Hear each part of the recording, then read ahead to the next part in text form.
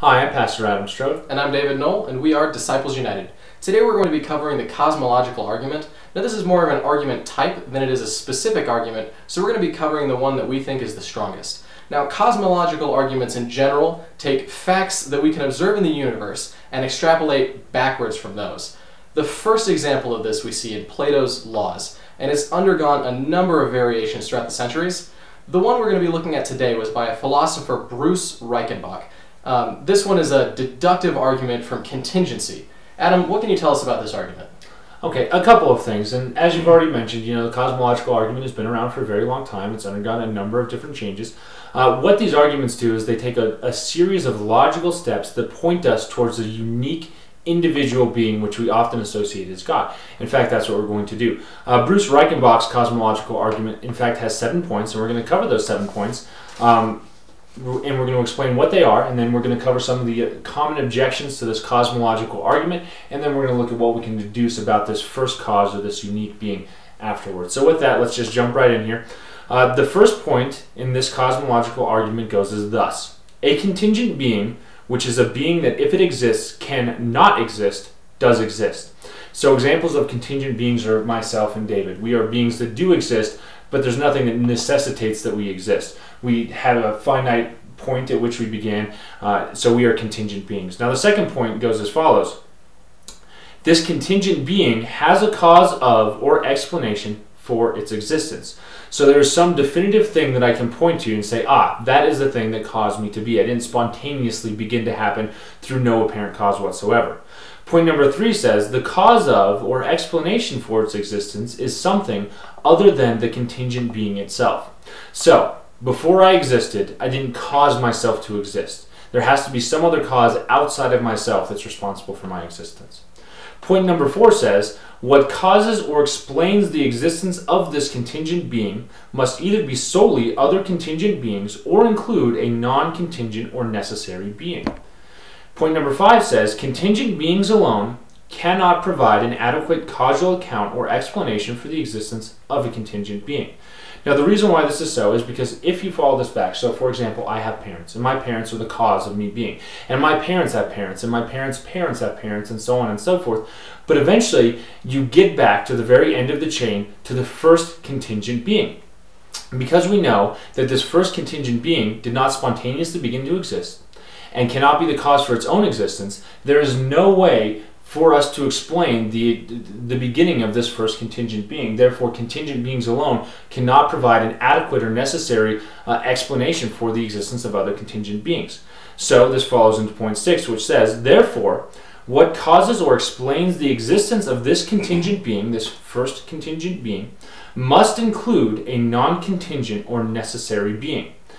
Point number 7 says, therefore, a necessary being, which is a being that if it exists, cannot not exist, does in fact exist. And now this necessary being is the being that we commonly call the first cause, or which Christians and other religions commonly assert is God. And so what this being is a being that has always existed. It's a being that has no cause whatsoever, that has existed in negative infinity.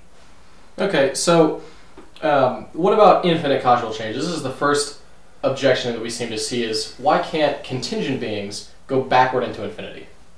And that's a good question. For example, like let's say that we have contingent beings and we were created by a God. But what's to say that that God wasn't created by a God and that God wasn't created by a God, or a cosmic God-producing machine, whatever it is? Why can't we have this infinite change? Because eventually we have the same problem, because all of those beings, if they are created, are in fact contingent beings themselves. But eventually you have to get back to the point of the first contingent being, and with that first contingent being we run into the same problem, which necessitates that there's a necessary non-contingent being in existence. Okay, so if you can't go back in a negative infinity with contingent beings, this necessary being, what we call God, what caused him? And that's a really good question. It's something that's kind of hard to explain, but I think that the easiest way to explain it is just that this necessary being is, by definition, a being that is uncaused. That's what it means to be a necessary being.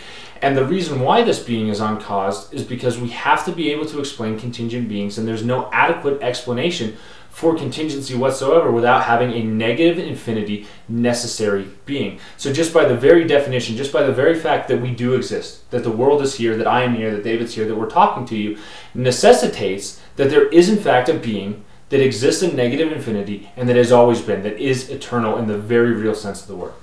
Okay, now the next objection that we seem to see is this principal suspect. This is to say that we can see and observe facts in the world and the universe today. But that isn't to say that physics necessarily worked the same way in the past, because we cannot observe the past specifically. We can't look into the past ourselves. Can't this mean that this entire argument is just debunked because we can't see the past? You know, and this is an argument, an objection that's come up often. It's been put forward by several very well-known philosophers, but I have to say, just on the surface, that this is a cop-out argument. Basically what it's saying, and basically what it's asserting is, yes, that is the way things work now. That's the way physics works now. That's the way rationale works now. That's the way logic works now. But because we can't directly observe the past, there's no way that we can know for certain that the same laws hold true to the past as they do today. Maybe physics worked different in the past than they do now. Maybe logic worked different in the past than it does now. And so basically you can't prove this argument because you can't observe the past. And so therefore you cannot use this argument. In essence, this is true, but I mean, so is the statement, well, prove that God didn't create us all 5 minutes ago with all the knowledge and all the memories that we have currently. There's no way to prove that that is not so, because we cannot directly observe what happened 5 minutes ago because it happened in the past.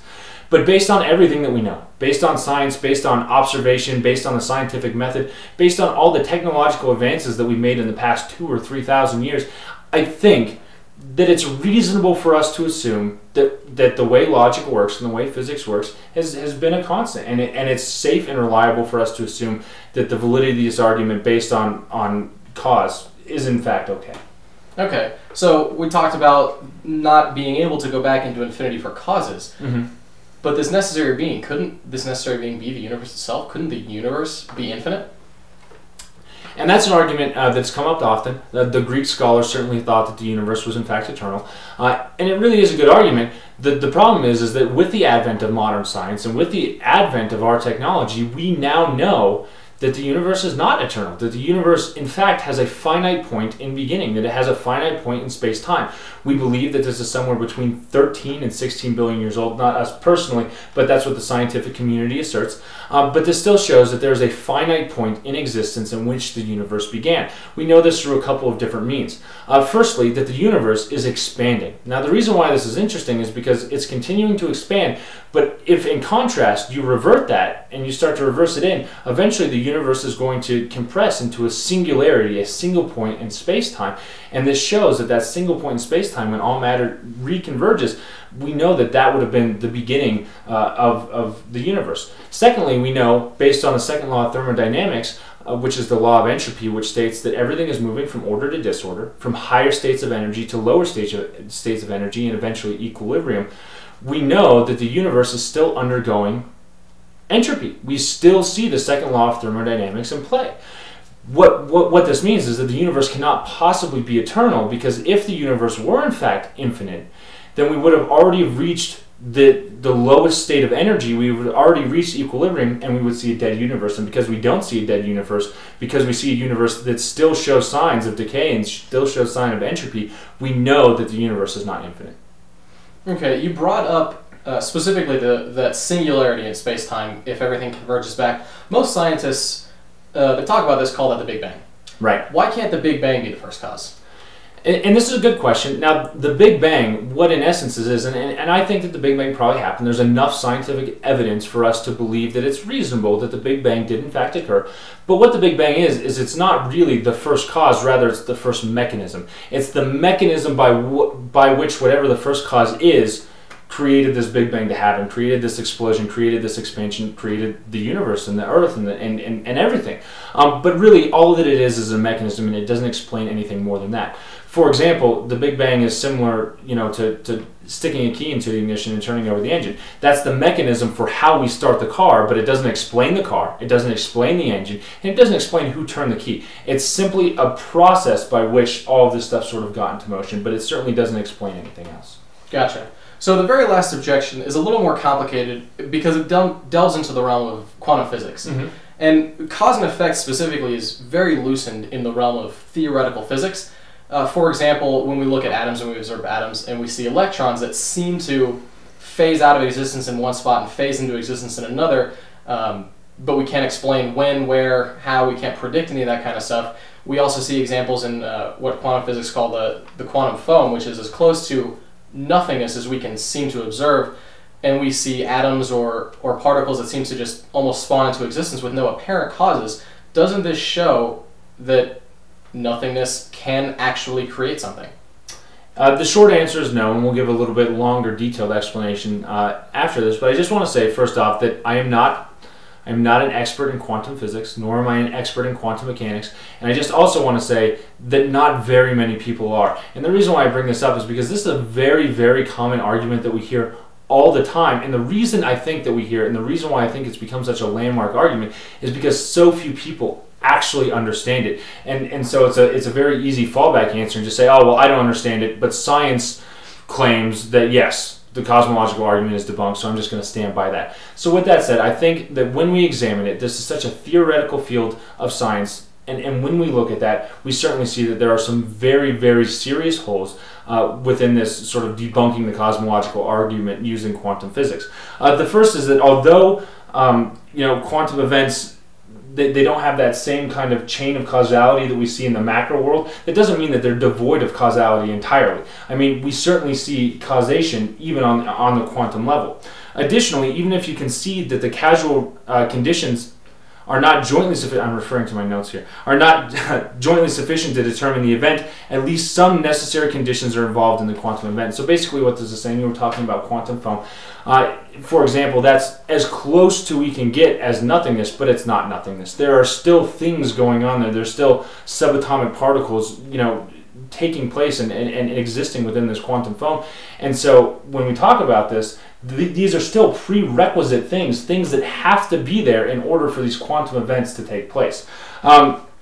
Lastly, and I know you talked about and you touched on predictability a little bit, but even if there is a difference between predictability and causality, the problem is that it's very difficult for us within the scientific community to predict some of these subatomic events that happen, some of these quantum events that happen, and the reason why is because when we observe them, we actually alter the course, and this is a very difficult thing for us, and it sort of throws off our ability to predict.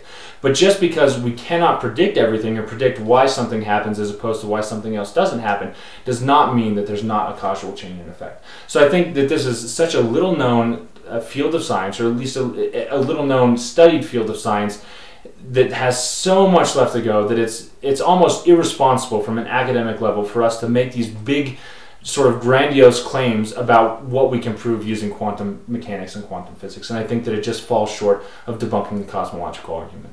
Okay, so we have covered a number of different objections to the cosmological argument. Yes, today. we have.